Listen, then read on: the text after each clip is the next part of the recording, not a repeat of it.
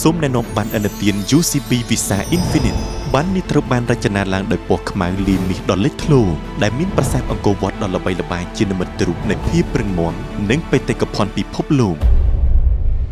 UCB Visa Infinite រាល់ដំណើរកម្សាន្តចាប់ផ្ដើមដោយទំនុកចិត្តនិងទទួលបានការការពារការធ្វើដំណើររហូតដល់$1 លាននិងការប្រើប្រាស់បន្ទប់រង់ចាំនៅអាកាសយានដ្ឋានទូទាំងពិភពលោកដោយមិនកំណត់រីករាយជាមួយប្រាក់ត្រឡប់វិញរហូតដល់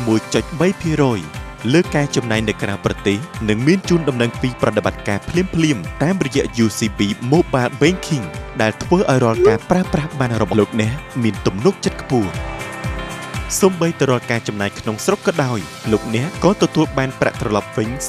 0.5% គ្រប់ពេលដែលលោកអ្នកប្រើប្រាស់បាននិងទទួលបានរង្វាន់ក្រៅពីអត្ថប្រយោជន៍ផ្ទាល់ខ្លួនរាល់ការចំណាយនឹងត្រូវបែងចែក 0.1% ដល់គម្រោង ESG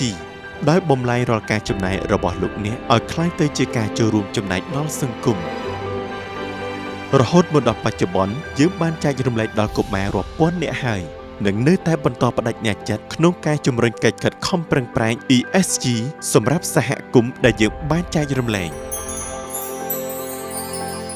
ធ្វើដំណើរជាមួយបានឥណទាន UCB Visa Infinite ធ្វើឲ្យជីវិតរបស់លោកអ្នកកាន់តែប្រសើរឡើង